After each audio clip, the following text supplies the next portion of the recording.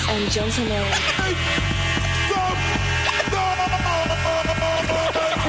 podcasting since 2005, you were listening to Gamertag Radio with your hosts, Godfree, Pete Rock, Parris, Pasta. Come on. Yeah.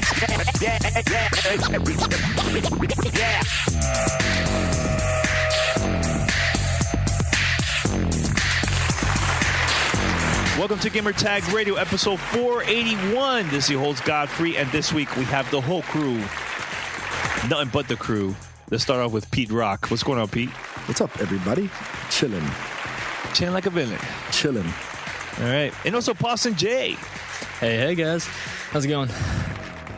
Here, man. Good. Me too. I'm chilling more than Pete is. Waiting for The Witcher. That is all. Oh. Soon. And also we have Parris. What's up?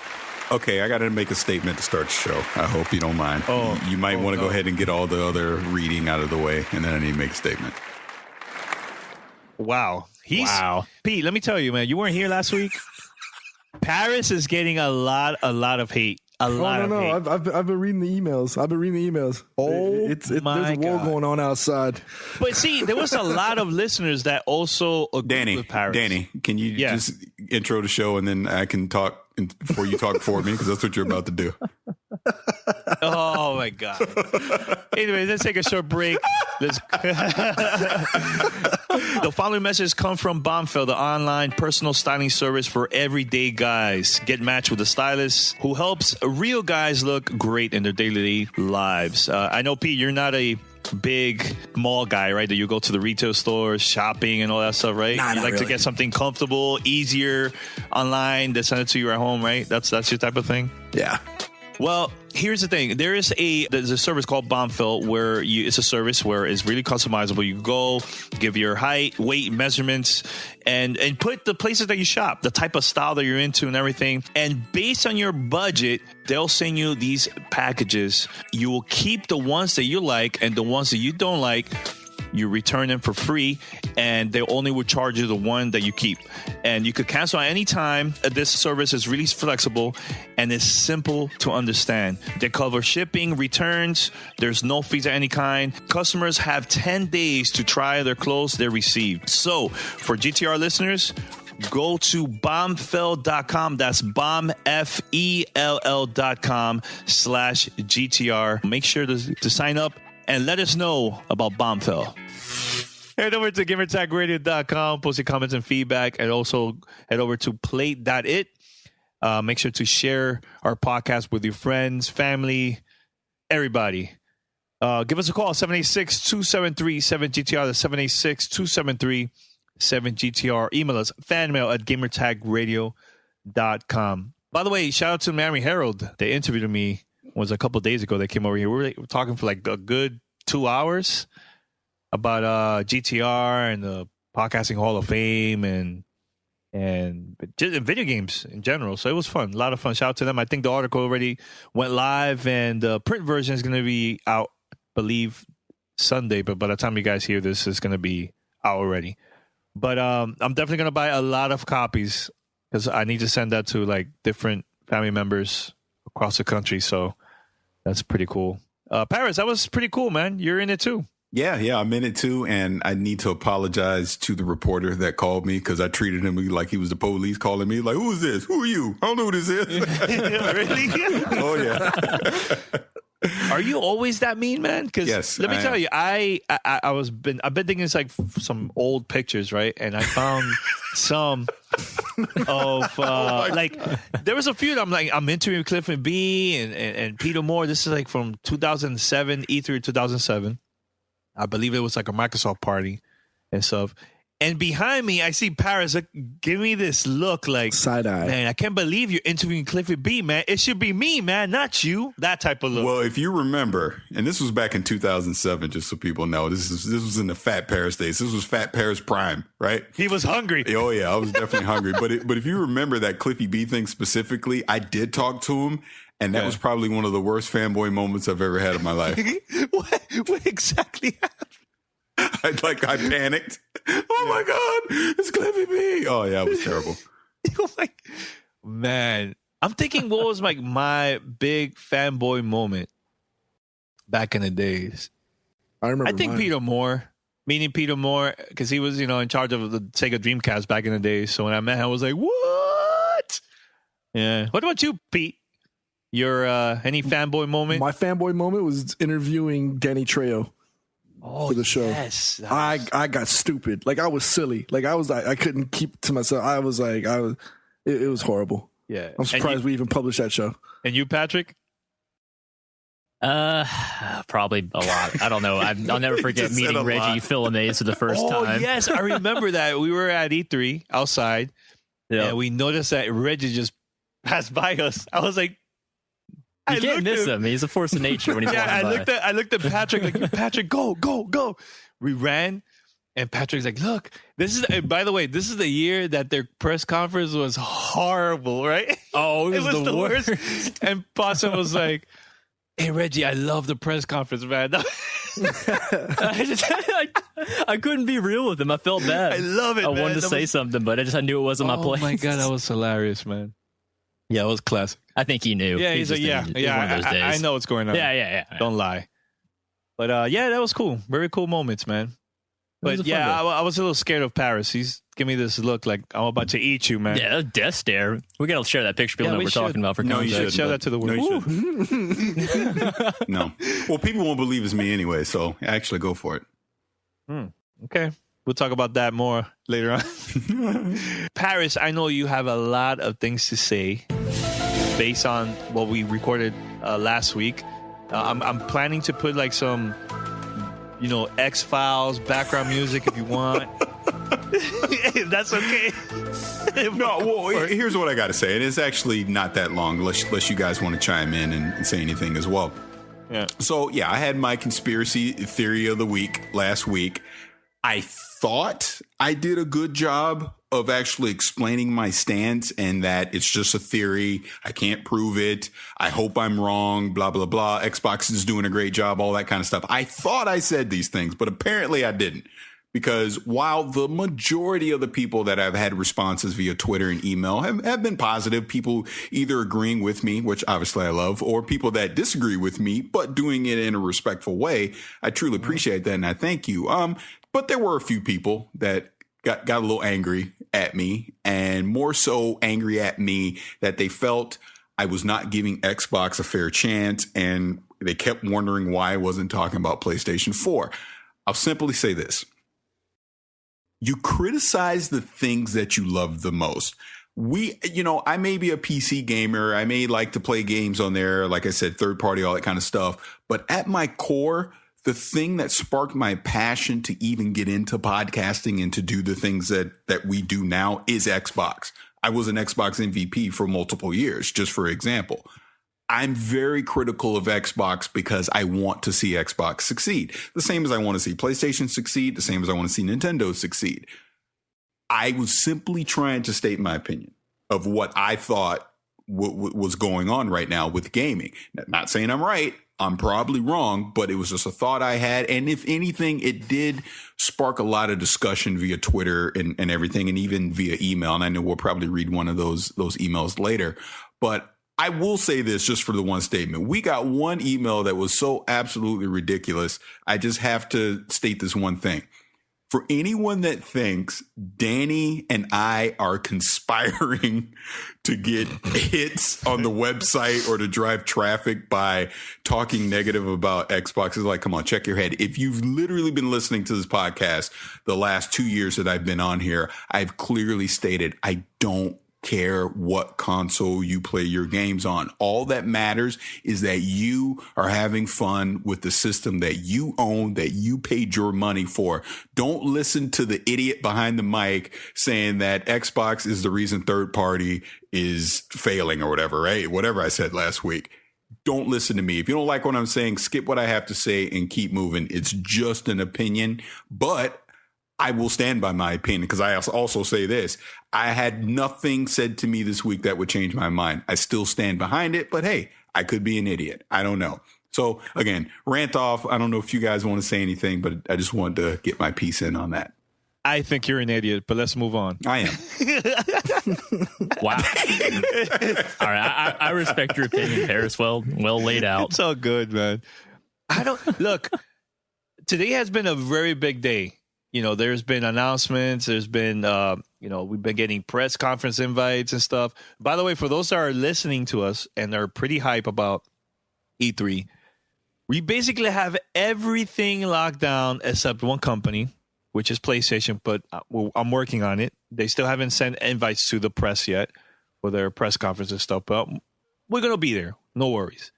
I believe we already have EA. We have Microsoft. We have everybody. So, and Bethesda too. That's going to be pretty exciting, man. So it's going to be a pretty good, coverage from us. And if we do this right, it might be our biggest coverage we ever. So be prepared for that. I believe Microsoft made a pretty big announcement about their E3 2015 details of everything they're planning, like the press conference. And they're also going to be having like a fan fest or something like that, right? Where the fans over 21 could go and check out their games that they announced during the press conference, and they could play, maybe free drinks too, and you get to meet the developers and also probably Aaron Greenberg and Major Nelson and Phil's probably going to be there and everything. So that's pretty cool. I love that Microsoft, they're doing that. Nintendo also made a big announcement too with their bringing back the Nintendo Championship during E3. That's pretty big. Like I noticed for the past few years now, companies are not only focusing on the bloggers, the influential people out there, the media, but now they're getting the fans involved, and I think that's very important because those are the first ones going to be spreading the word about your product. So why not have them there? And Agreed. And make them feel like they are also part of their press conference of E3. You know what I'm saying? Like last year, one of my biggest highlights. Yes, we got to see a lot of games and stuff. But my biggest highlight last year was when I went to the press media room at E3 at the convention center, and I was like, "Oh, let me check out the live stream of what's happening at the Nokia Theater," which I know Nintendo, they were having their Smash Brothers competition tournament stuff, right? And man, that gave me goosebumps seeing a bunch of fans dressed up, just sitting there, celebrating, the Smash Brothers, and everybody was just excited. It was a pretty cool moment seeing that, you know what I'm saying? So companies doing that and getting the fans involved, I think that's awesome. And we need more of that. Well, if you remember last year when we talked to Phil Spencer, that was one of the things that we brought up is they needed to re-engage the fan base. I mean, just because if you look at some of the E3s in the past, there was that fan engagement. So seeing that they're going to do this and they're going to get 500 people in there, I think that's a great thing. And obviously, Sony's done their thing with PlayStation Experience. Nintendo's bringing the World Championships back this year as well. So yeah, it's a good time for gamers getting the community's getting involved again, and that's really good because there was definitely some years there where we were completely shut out. Yep, I agree. And the good thing is that these people that are attending, they're not podcasters or bloggers. They're just regular people that just buy their games at the store. Yep. So that's awesome, man. Anything you want to say, Pete? And no Los Angeles Kings in the Stanley Cup this year. Oh, okay. Hey, but the Tampa Bay Lightning will be playing the Anaheim Ducks right down the street in Orange County, so that'll be good. Man, it's not really down the street though. Like it's not like across the street from the convention center like it's been the last 2 years. Let me have this, all right? Just don't. Hey, as long as E3 is right free, I'm happy. Now, speaking of Microsoft, I think the past few days has been some leaks of Gears of War remastered with Xbox One. Somebody been leaking videos online. I don't know who it was, but I heard that those people got in trouble. They broke the NDA. And let me tell you this, guys. We've been doing this for a very long time. We have seen stuff that we've never talked about on our show because I don't want us to not only break that NDA, but that trust that we build with several people within the gaming industry. You know what I'm saying? Several companies. So if you break that NDA just to get that, you know, that 15-minute of fame, whatever, online and show, like, you're trying to be cool and show it to your friends and stuff, like, you are going to miss out a lot of opportunities in the future because of that. You know, so I think that was a very stupid idea for them to be releasing those videos like that online. Well, besides the fact that they're breaking NDA, they're breaking an agreement that they made with Microsoft to be able to, like you said, get the privilege to play these things way before they hit the public, you know, Mm-hmm. But think about it. You paid $400, upwards of $350 to $400, depending if you were a fool and got the Kinect or whatever, $500. You may have bought a whole bunch of these games for the console, right? You can't play them on that console anymore. So now you're stuck with these games. So it's not just the fact that you've lost your privilege to play with that console. Now you've got a library or a stack of games that you can no longer play anymore. I mean, so it's not just that, you know, and a lot of people are saying, oh, well, they can just brick your box at the, you know, whether it could have been a legitimate mistake, like Twitch fired off and started streaming, you know, highly unlikely. But I mean, you got to think of all possibilities. And that's what everybody's actually making a really big deal about, is that they can, you know, on a whim, just say, you gone. Shut his off. Well, Microsoft has come out and updated and said that that's not true. That they've not true? They didn't brick those Xbox Ones, and that they're still playable offline. Okay. It's just banned from Xbox Live. But again, I haven't heard back from the other people that, you know, I want to hear from people that have been allegedly banned. Can their system still work? You know, or are they just laying low? But you know what, Poston? To be perfectly bluntly honest, if they did brick their systems, they deserved it. Because again, you signed an NDA.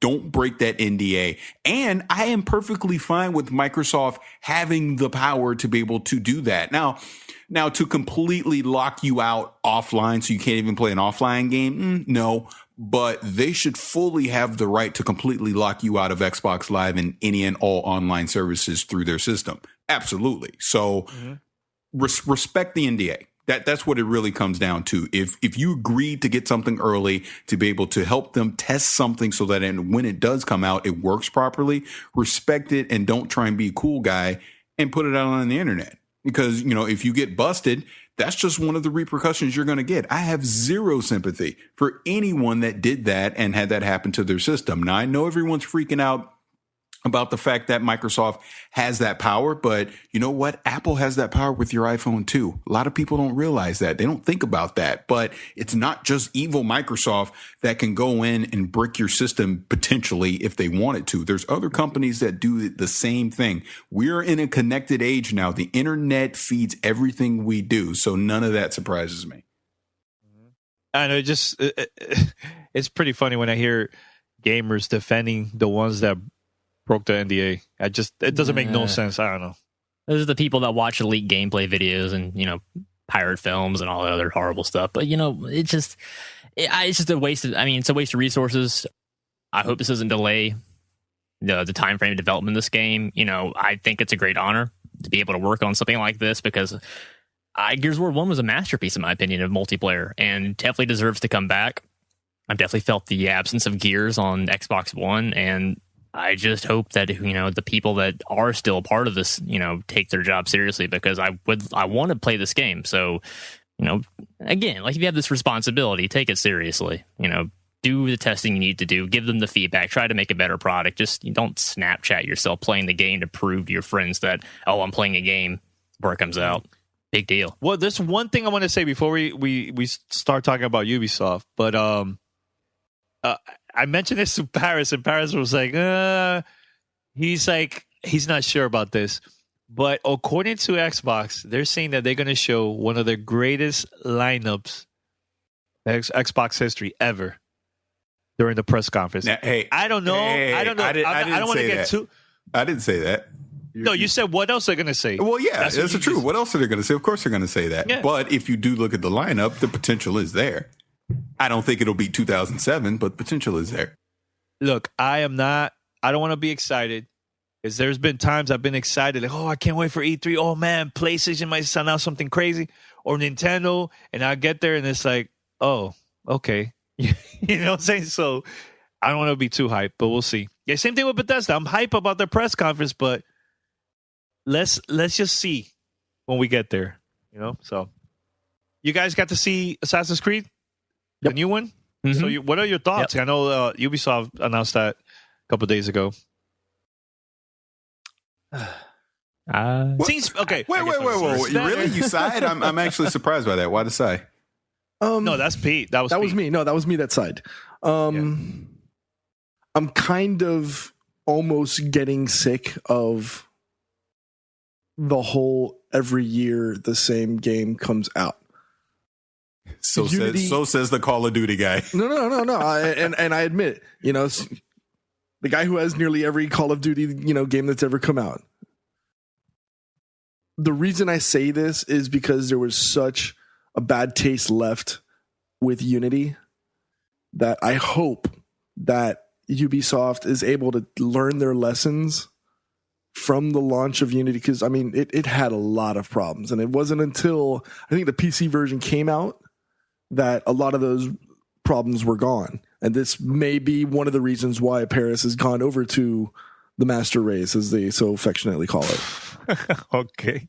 Yeah. And part of the thing, he's got a point. The game's still broken on Xbox One. I still play it, and it's still part of the reason that I think a lot of this stems is because they've got these deals with either with the consoles to get them out first on the console and then release them back out onto the PC after they've been fixed. We've seen it already with Assassin's Creed Unity. We've seen it with Grand Theft Auto 5, and now again they're going to be doing it with Syndicate, where it releases on PC or it releases on the consoles on the 23rd of October, and then later on in the year it gets released on PC.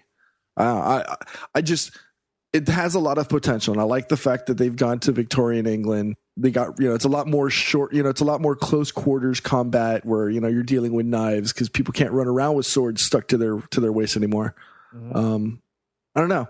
I'm hoping that they can take what they learned from Unity and fix Syndicate. It looks interesting. It looks good, but I'm going in cautiously.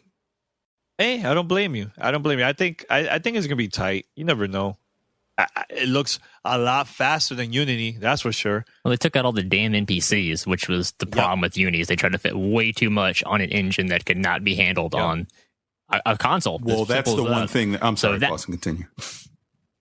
Oh no, I was just gonna say, so that for me is already a plus. Is make the game. The size, the scale of the city is no issue. It's just the amount of people on screen.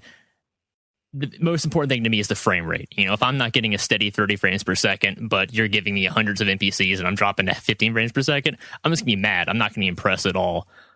So I'm glad they changed that, at least for what I can tell. But for me, even as an Assassin's Creed fan, I just see way too much similarity to Unity, and not in the good ways, because I love, the navigation of Unity. I love the combat of Unity. The plot was good. I'm sure the plot will be good in Syndicate, but just nothing about that got me excited. It looked just like what I thought they would make. We'd heard the London rumor for a while. Turns out we were right. It's pretty much just like Gangs of New York, but in Britain and Victoria, London. I'm not seeing any facet of gameplay that's made me going, oh my God, I got to try that. In fact, when the walkthrough, they said, now for the first time, you can use the environment against your enemies, and he knifes a crate and the crate falls down an enemy. They did that in Assassin's Creed China, less than a month ago, and now they're reusing that, calling that a new gameplay feature for 3D. I don't know. I got to see, I know we saw pre-alpha footage, but I need to see something that makes it look unique to me, because if all they're going to do is take the Unity engine and just make a new game every year in a different time period, then I'm pretty much done at this point. I wanted innovation. That's why I was excited for next gen Assassin's Creed, and I gave Unity a little bit of a pass because I love the co-op and I loved the idea. There were just so many flaws and shortcomings that, even if you remove those for Syndicate and you're still left with the same engine as Unity, I need something new and refreshing to get me to go, oh, wow, I need to stop playing Star Wars Battlefront and Rainbow Six Siege and all those other things and go and get the new Assassin's Creed. Right now I'm not seeing anything that's getting me excited about that. But we'll see. Yeah, I was just going to say the one thing that does worry me about this is the fact that they're still using, or I think they're still using the same engine. If they are, that gives me a reason for pause, because that is the same engine that powering Unity, it powered Watch Dogs, and something else Ubisoft put out a couple years ago as well. But the point is that engine needs to be overhauled. We need a new engine, I believe. Yeah, potentially. I can't remember. But the point is that engine has major CPU issues, and that's what's been the problem with these games the past few years coming from Ubisoft. So if it has the same engine, I'm holding my breath. I don't know. Okay. I don't know. Now to say what I saw during the gameplay demo, it looked interesting to me. See, Unity looked interesting to me. And that's kind of also the thing that gives me pause. When we saw Unity at E3, and obviously when we went to the preview event and played it, yeah, I was fine with it. I'm like, this is going to be great. And then we saw the technical glitches once the final game came out, and that's what ruined it. So I think gameplay-wise, having this in London, adding in the vehicles, like you said, you're having the environment plays a factor now, those kind of things in the Assassin's Creed verse, I think the game itself can be fun. We just have to wait and see if they're going to fix the glitches. That's what it really comes down to. One thing, well, two things I'd like to mention very quick. One was watching the developers talking about how disappointed they were when they read the feedback and the reviews from the media about Unity, and that really basically told them like, yo, man, we got to start from scratch. We got to do something new with this game. And then make some changes, which is cool. I like that. At least they were being honest to their viewers. You know what I'm saying? Second is there's no multiplayer. It's strictly campaign, which I'm fine with that because honestly, I played more the campaign than the actual multiplayer for Unity. And the reason why is like, yes, we play a couple times, but it was so glitchy for us to connect and play. I'm like, let me just play the single player. And I finished the game. It's pretty cool. Like, I think it was, besides the whole slowdown and everything, it was overall pretty good. Story was fine and everything. So, but Pete, I know you wanted to say something, bro. Yeah, actually, and this is something we could possibly segue into the next. But Parris, it's called the Anvil engine. The new one is called Anvil Next, is what they started using since Assassin's Creed 3 and all of the versions of Assassin's Creed since 2012, including Tom Clancy's Rainbow Six Siege. Which is a release date October 13, which is a week again, before. I was surprised. Maybe a month before Assassin's Creed, most likely. 10 days before. It's 10 days? Yeah. I'm going to predict now one of those dates will slip into November. Which I think is going to be Assassin's Creed. Which honestly, I'm fine with either one. It doesn't matter. Yeah. Just get the game right. Delay it as long as you need to. But I will be surprised if they both come out in October. And I'm just going by last year. There were so many October games that were supposed to come out, and I don't think any of them came out except Sunset Overdrive. True. Hey, Manny, except Sunset Overdrive. Whatever. No, but Pete, what you were saying real quick about Rainbow Siege, I don't know if that was the next topic or not, but when I look at all the shooters that are coming out this year, that's the one for me. That's what I'm looking at. That's the kind of shooter the Division, and since I think the Division got pushed out, so 100% right there with you, Parris. Which was so funny in the chat. Remember we were chatting about that, and I literally said it right before they officially announced it. I was like, I don't think it's going to make it. I think they're going to push it to 2016. Sure enough, they announced it. Yeah. But really, that's going to be the shooter for you this holiday? Not Battlefront, not Halo, not really? Wow, Danny, you like Sunset Overdrive. Can I like something too? No, you can't. No. But all jokes aside, no. I mean, obviously, I'm going to play Halo. I'm going to play Battlefront. I'm not saying I won't play these games, but I'm just saying the style of shooter, that tactical, smart first-person shooter. I'm all over that. I've been dying for a Rainbow Six game for years. Well, think about it. Thank you, Parris. The delay. 100%. I mean, it's been 5-6 plus years since we've had a Rainbow Six. Every other title that we've talked about, whether it's Battlefront, which is a Star Wars version of Battlefield, Call of Duty, it's been the same thing every year. Like even Ghost Recon, I'm kind of itching for it. Yes, I've played Phantoms on PC a lot, but it's been a couple of years now. It's a good time to finally get that Rainbow Six experience. We thought it was going to be with Patriot, that got shelved, and now it eventually folded into what Siege is going to be delivering.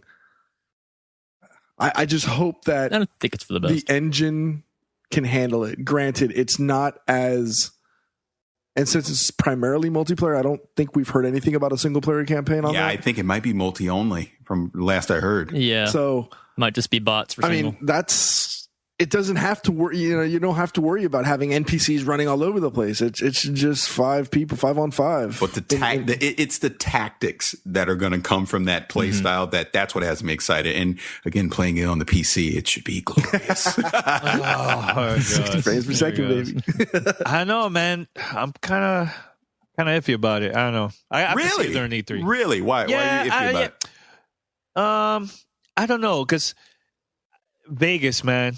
Vegas killed it for me. What? Vegas was fun. Come on. I didn't like Vegas at all, man. It's completely different from the originals, but it was still a great game. Not a fan. But I'll give it a chance. I'll check it out. Until we don't let you into a campaign and then you last year when we got to see the the gameplay footage, that was like, whoa, that's crazy. And it plays that well too. I mean, it is awesome. Yeah, I just hope it doesn't get old too quickly. That's the only issue. That's the only problem that I have. Hey, but Danny, I'll tell you what, though. That Rainbow Six on the OG Xbox, that was some of the best multiplayer. Best. Oh, my God. That was some of the best. Yeah. That was Rainbow Six one of my 3. favorites, man. Telling you, Terrifying. that's legendary. That and Black Arrow, man. Love it. The OG Horde mode. Oh, man. Classic. All right, guys, we're going to take a short break. And once we come back, I'm going to play this interview that I recorded during the podcast South Florida Meetup group this past weekend. So we'll be right back. And once we come back, we also going to be talking about this fan mail. Lots of hate for Parris this week. We're going to read all about it. Tis a good week. It's a great week. Yes, we'll be right back. Voicemail 786-2737-GTR. All right, everybody, we got a new sponsor this week on the show. We have DraftKings.com, and they are the official daily fantasy partner of Major League Baseball.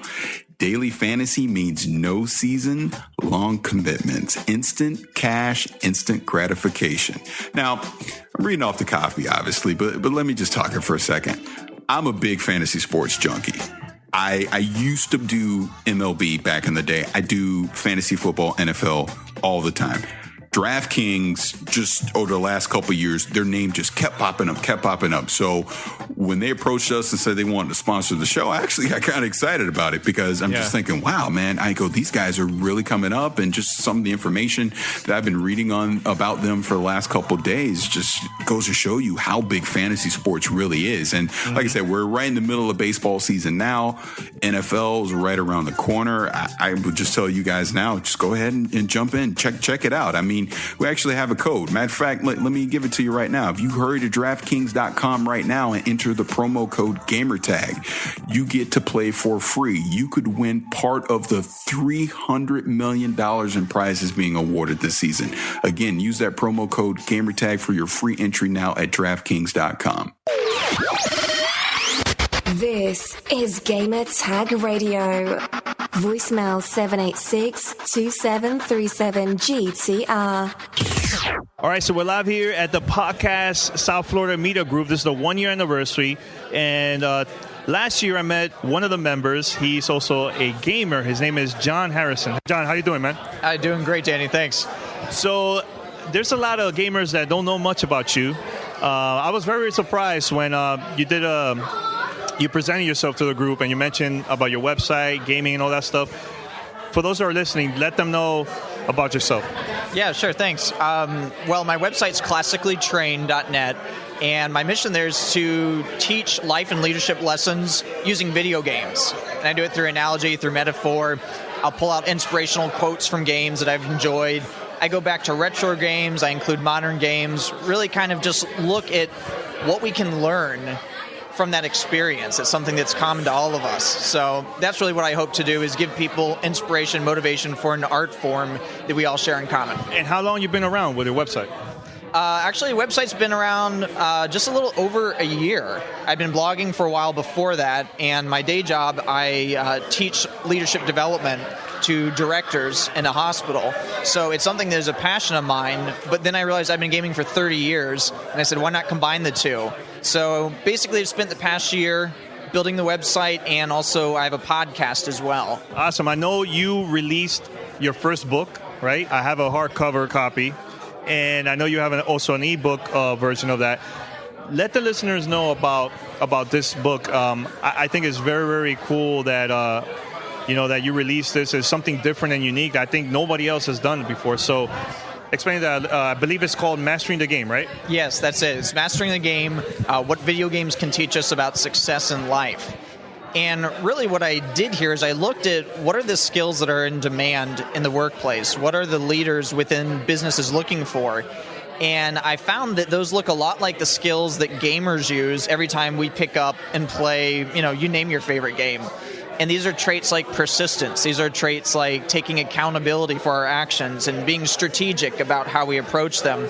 And so I go chapter by chapter and I dig into each of these ideas and find ways to find games that I personally have enjoyed and found ways to demonstrate these skills. And then I go back and I teach the leadership theory behind it. So I cite some of the big names in management theory, personal productivity. I even use Tetris to teach time management, for example. So that's really been the journey, and it's been a lot of fun, but I definitely have a lot more stories to tell, and there's a lot more games out there that I didn't even get to touch. So what inspired you to make that happen? Because writing a book is really, really hard. And how long it took you to actually finish it and then release it? Yeah, so the writing process took about a year. As I began blogging content, I began reviewing these ideas. And I saved a lot of drafts of different blog posts. And I started thinking about them and went back to them and rewrote them.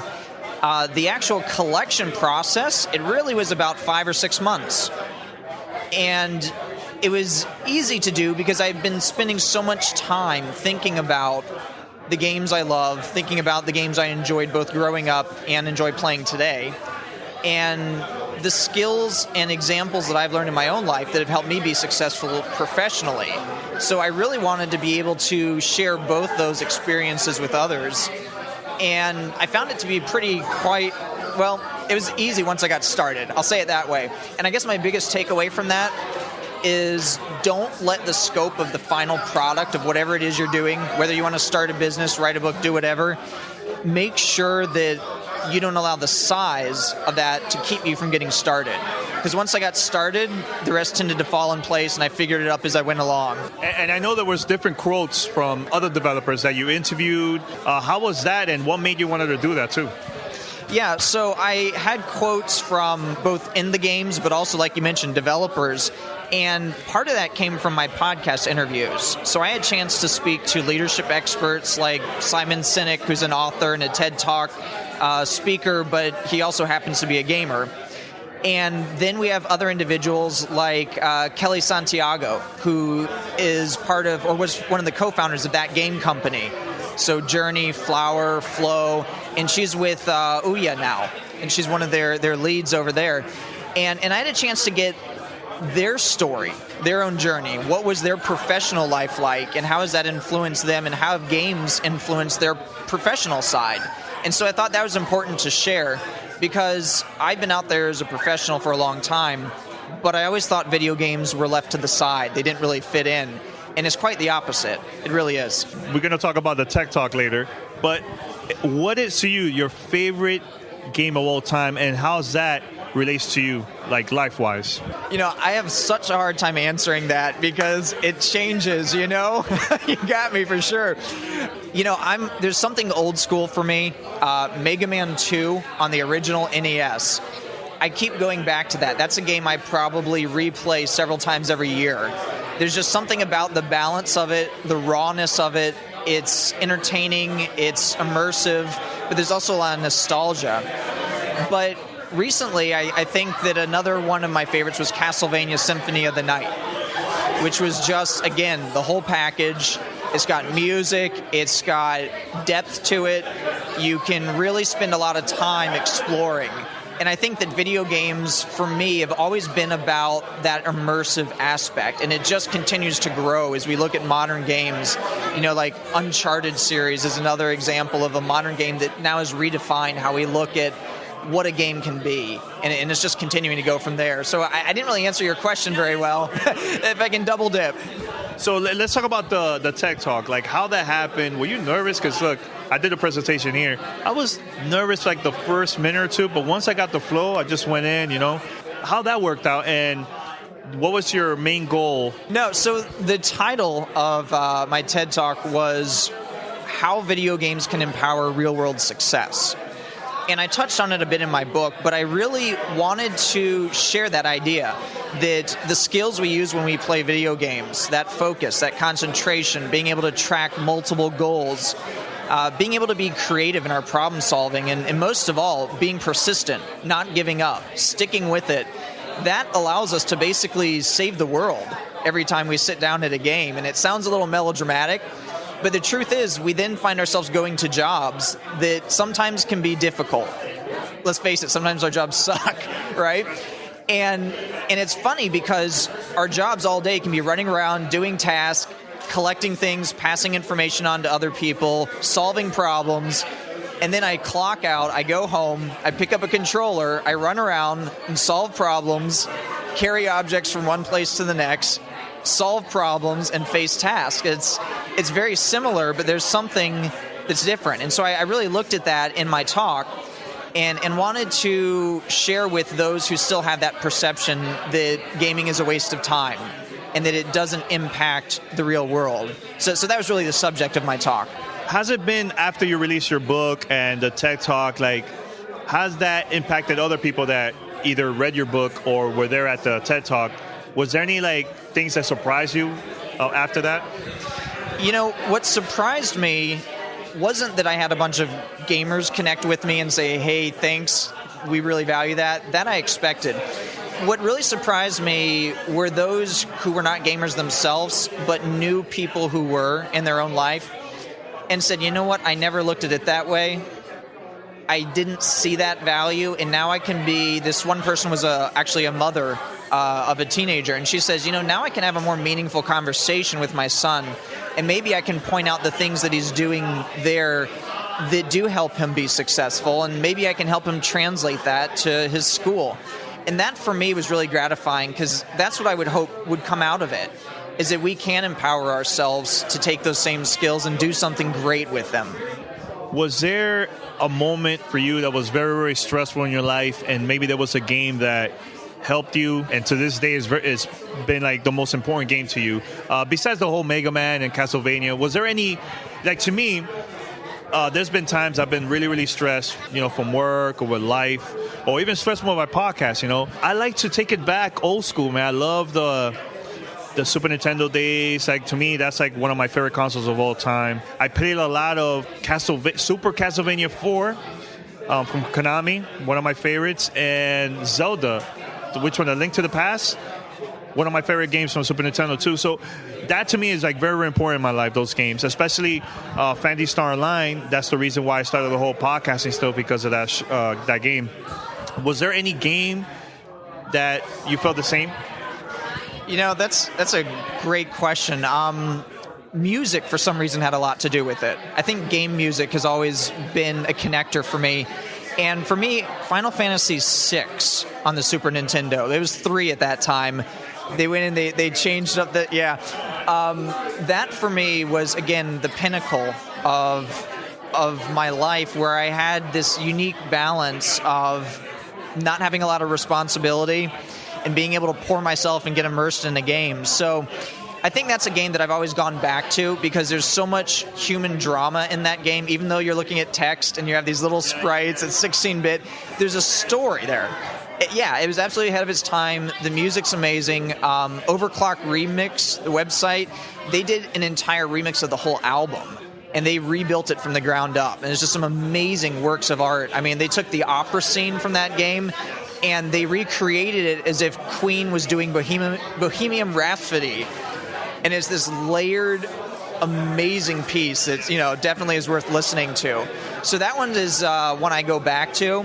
But in modern day, I definitely unplug with both Journey and Flower. Both of those are great games to wind down to before bed. Because if I play anything else where I'm doing serious problem solving, that kicks my brain in, and next thing is 2 a.m., All right, so last question. What advice you would give to like upcoming bloggers, or they want to start like their own book?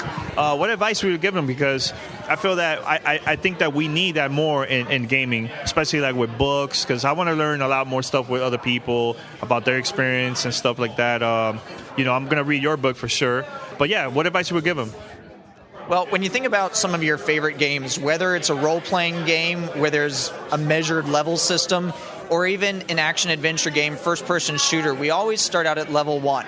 To play the game, you have to press start, right? You'll never get past the title screen if you don't hit start. You have to take an active role and actually doing something. So step 1 is taking action, pressing start. You got to pick up your controller and get in the game. You will fail. You'll lose. You'll make mistakes. You can learn from some of them, and others you just have to ignore and keep going. Don't give up. But exactly, it's about that persistence. And almost every game I've played, you're facing these impossible odds. In the games we keep coming back. Well, we need to adopt that same mentality. It's about going back and saying, what's another way I can try? What's a different approach? Or how can I do this? And not give up, because I believe we all have a really valuable message. Everyone is unique. We all have our own experiences that we bring to the table. And that voice is important. So never allow yourself to think that your voice or your opinion doesn't matter or isn't going to be listened to. Even if it's for one or two other people, you do it because the world is asking it of you, not because it's going to be great or terrible. And where people could buy your book, and mention the name of your book. So the book is available both hard copy and Kindle version. It's available on Amazon. That's going to be the best place to pick it up. You can search for Mastering the Game. You can put in my name. It's under Jon Harrison. And the subtitle is What Video Games Can Teach Us About Success in Life. So Mastering the Game, What Video Games Can Teach Us About Success in Life. Website is classicallytrained.net. And the podcast is in iTunes and Stitcher. That's Classically Trained. Well, thanks a lot, man. Good luck with your book. And make sure to head over to your website and also buy the book on Amazon, all right? Until next time. Voicemail 786-2737-GTR. All right, so we're back here, and I believe we have a couple of fan mail. Fan mail at gamertagradio.com. Fan mail. All right, so Parris, which one you want to read first? Because we have a couple here. Well, it's kind of rough because like everybody's going to be ragging on Parris. Parris doesn't want to read hate mail. No, yeah, I'm not reading anybody ragging on me. No, I'm just kidding. Can I say one thing real quick? Going way back to the whole Gears of War Xbox topic, I just want to make sure I get this in there before I forget. Another thing about Xbox with the bricking the consoles and all that, I know everyone's up in uproar about what that potentially could be. Ask yourself this: if you're doing what you're supposed to do on the console, would Microsoft ever have a reason to brick your console? Just food for thought, but go ahead. Okay, all right. You want to read this one? I agree 100% and more, and even add more conspiracy? No? Anyone? Well, since that's a positive one, I guess I might as well read that one, right? All right. He's loving it. He's loving this one. All right, go for it, Parris. All right. This email is from Adrian, and he says, "Hi, guys. Regarding your theory on Xbox One holding this generation back, I 100% agree. I will add to that to say that I don't think Microsoft was even considering a new console launch when they revealed it. It's my belief that they wanted to get and could have easily gotten another year at least from the 360. But when Sony," and he goes, "who needed a new machine, revealed the PS4, that's when Microsoft revealed the Xbox One. Now I can back these things up based on three things. Number one, when the Xbox One launched, It had nothing on it in respect of expected features. Think about it. The machine lacked almost all of the Xbox 360's features. They were and still are being added. Number 2, EA press conference that same year. He's actually wrong on this one. They didn't show one game. They did this weird check out our concepts and tech, or may not use in games one day. And then, that was last year, not 2013. Yeah. And then number 3, he's saying HD remasters. The HD remaster virus is crazy, but what better way to get games onto machines that caught out developers? Fill them full of games already finished with the minimal effort required to go next gen. That's my take. Great show. Regards, Adrian. Thanks, Adrian. So, like we said, number 2 with the EA press conference.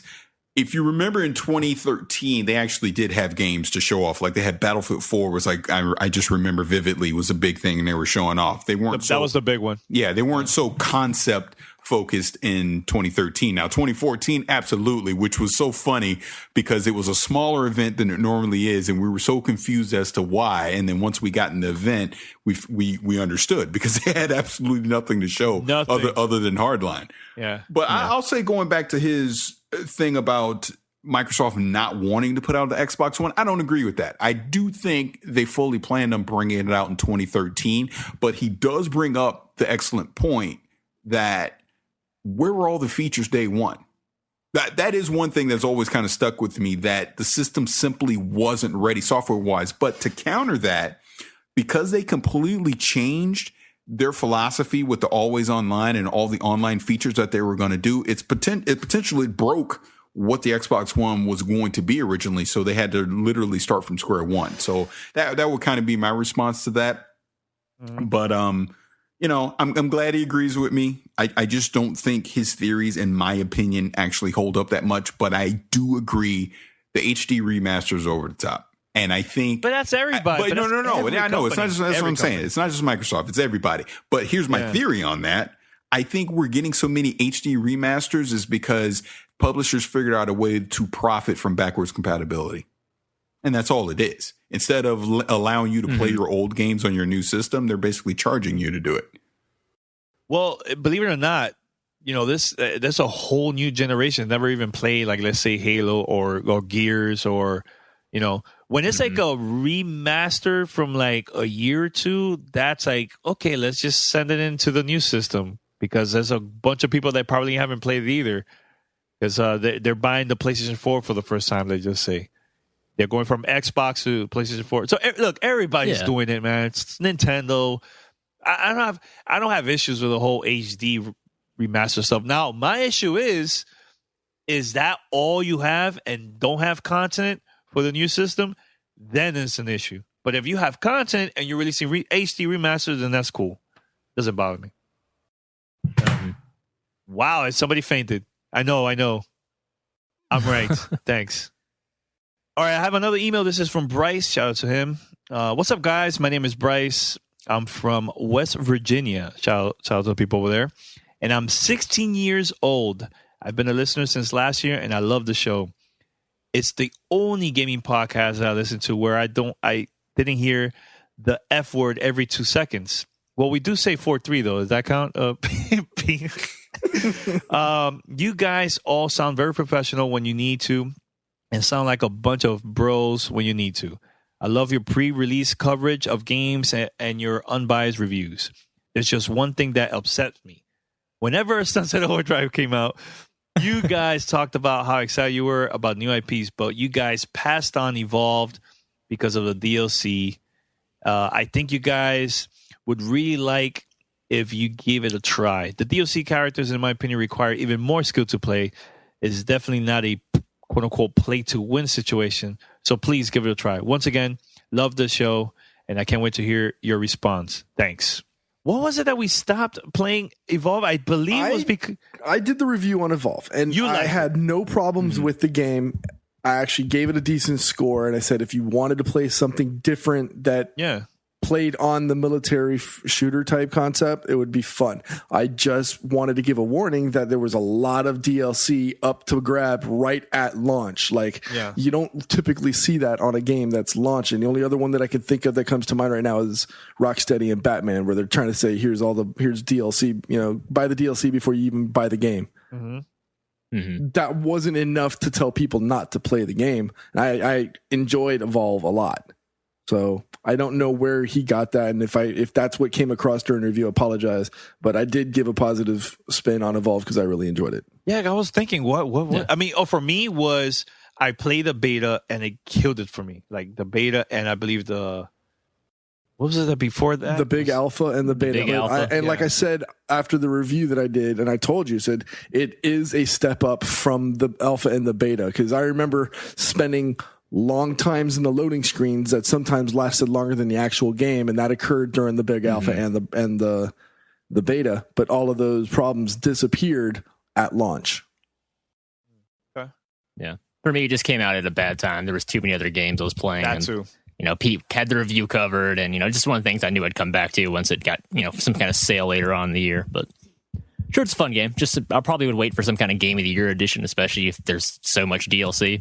Might as well just wait for some kind of bundle. I don't know about that. If it's still active, that's the thing. Is there still going to be a community for it a year from now? So I'll wait. Awesome. And see. With all these games coming out, really? You're gonna buy? Maybe. I mean, I don't know. I don't want to just knock the game, because I'm like you. I played the big alpha, didn't really care for the game. The wait times were a problem, but just the gameplay didn't do anything for me at the time. But I mean, I'll give it a legit chance. Just gotta wait for some kind of good sale on it. Just saying. Oh, Parris, you back? Yeah, I'm here. Because it sounded like you fainted after I had my big speech, and I was like, "Man, my voice is that good." Okay, thanks. But you're back. No, I'm just listening to your responses. I mean, okay, cool. And I don't necessarily disagree. I'll just put it that way. All right, Pete. So it's been a couple weeks now with Harry's. How's it been your experience now with Harry's? I'm sold. I think I've mentioned this on a couple weeks ago. I've already officially cut over to Harry's. Love it.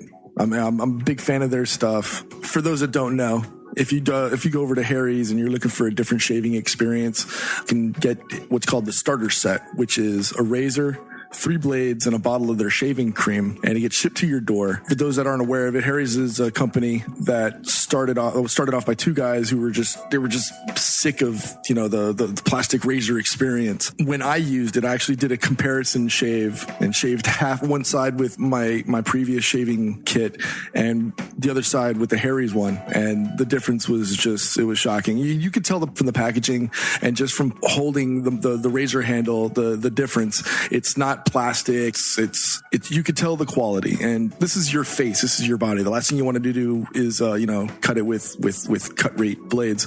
All you have to do is go over to harrys.com, select your starter kit, enter the code GTR at checkout, and you'll get $5 off your first order.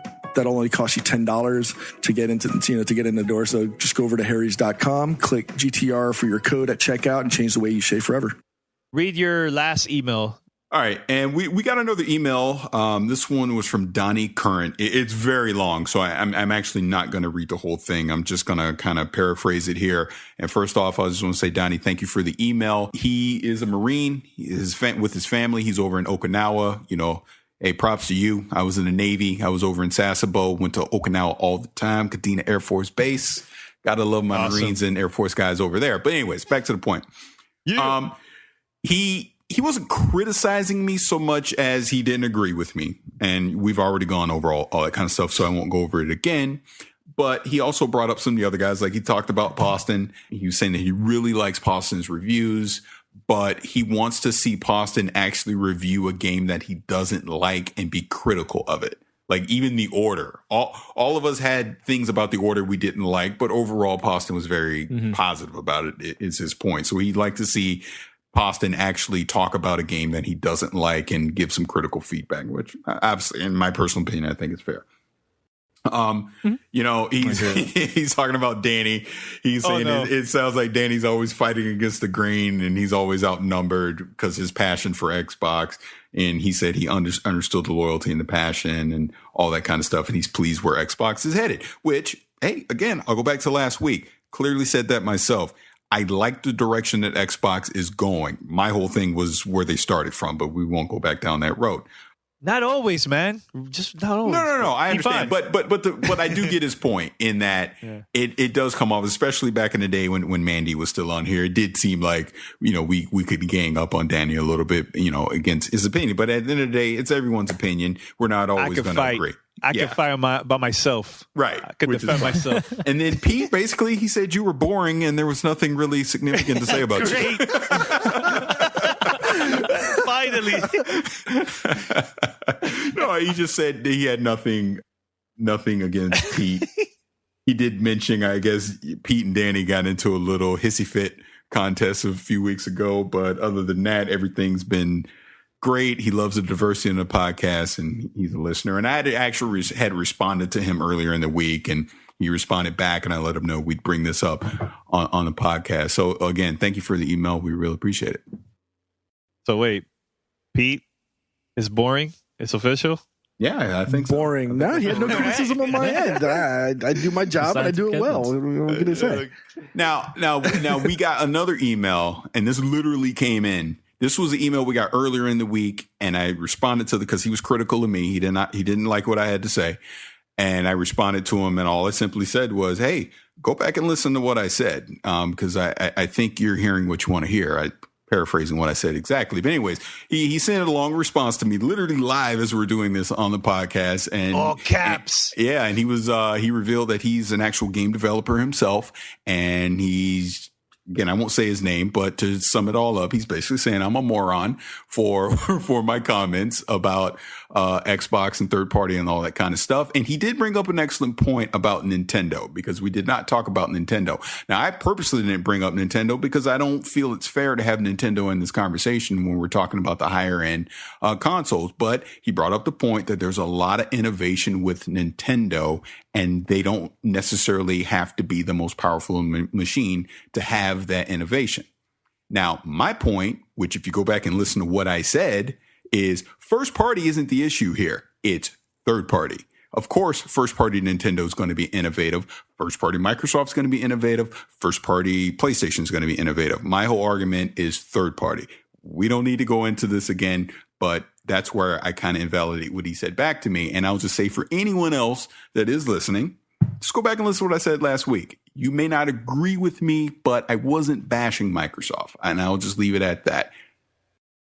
Can I say something very quick? Yes, you can. About that? About The Witcher. You better say that. No. I believe I think I said something about Nintendo last week that they're innovative too. I think I did, or was it online? I can't remember. But I listened. Hey, look, since I had so many people getting on my case, I've listened to that podcast about 20 times at this point. I don't remember you saying it. I don't think you did. Okay, what's online then? Okay, all right. Yeah. But what about this, Parris? Indie companies, they've been releasing some pretty good, Yeah, they're not third party, so it's possible. I think personally, I get where you're coming from, but I think it all depends on the developers. Like, I think the machine doesn't have to be powerful. It all depends on them. If they have that talent, they could create some like amazing, innovative games. No, and someone brought that up to me on Twitter, which was a fair point, is indie titles. And that pretty much is where your innovation has been coming from this generation. Look, No Man's Sky, that is an indie developer. And so much that what they're doing is so innovative that Sony's damn near trying to make it almost like a first party title for them. Because I was actually reading an article about that today, about how Sony is backing that company so much on No Man's Sky that they're going to push it like it's a first party title on the PlayStation 4 this holiday. So things like that. Oh, yeah, absolutely. Love to see that, Okay, cool. But yeah, I need to, I need to stop talking about this. So I know people are going to keep emailing and commenting and all that kind of stuff. I'll just simply say on the podcast, I think I'm done talking about it. But if you want to engage me offline or on Twitter or whatever, we can go at it all day. Vicious 696. All right, guys, we're going to wrap it up. Anything else you wanted to say? Because all I would like to say is this. The Witcher 3. You need to make a correction about The Witcher. Oh, yes. Thank you, sir. Thank you for reminding me. So last week I said that there's going to be exclusive content or coming first to the Xbox One for those that have purchased The Witcher 3. I was wrong. So my correction is this. in a way, I was right because they are getting exclusive stuff, but it's only physical items. So if you buy like the bundle, like the Xbox One bundle, Witcher 3 edition, then yeah, you're gonna get stuff that you're not gonna find anywhere else. That's the only thing. And that bundle is sold out, so not really. Yeah. So unless you already bought it, it's not going to happen. Or if you go to eBay and pay double or even triple the price, that's on you. But like digital stuff, there is no exclusive DLC. That was my bad. I read it wrong. But I remember seeing at the press conference last year, maybe it was a mix with a bunch of games. But last year during the Microsoft press conference, they showed Witcher, and I believe they showed a couple games and it said first on Xbox, DLC, whatever. So that's what I thought, but it was a mistake. That's all. Only exclusivity is 1080p and 60 frames per second. I'm out. Oh my God. You guys are idiots. Hey, man, I just want to play my game and enjoy it. Hey, let me tell you, I seen a couple streams lately of The Witcher 3 on Xbox One. It looks pretty good. Hey, no, it does. It does. It looks really good on Xbox One. I was watching really good. Game. I keep want to say GameStop, but GameSpot's stream earlier today with an S. SP. But GameSpot they had a Xbox One stream going today, and I watched probably about a good 30 minutes of it. Looks fine. I don't think anyone on the Xbox One is going to have any issue with Witcher 3. Well, thank you, sir, for letting me know. You're welcome. All right. So we're going to wrap it up. Let's wrap it up. And head over to gamertagradio.com or play.it to listen to our past episodes. And also post your feedback, share it with your friends, review us on iTunes, TuneIn Radio, Stitcher, all that good stuff. Give us a call, 786-273-7GTR. That's 786-273-7GTR. Or email us, fanmail@gamertagradio.com. Until next week, we are out. Let me leave you with this music of X-Files in the background. And just think of Parris. And make sure to hit him up on Twitter and Facebook. We are out. I want to believe. The truth is out there. Peace.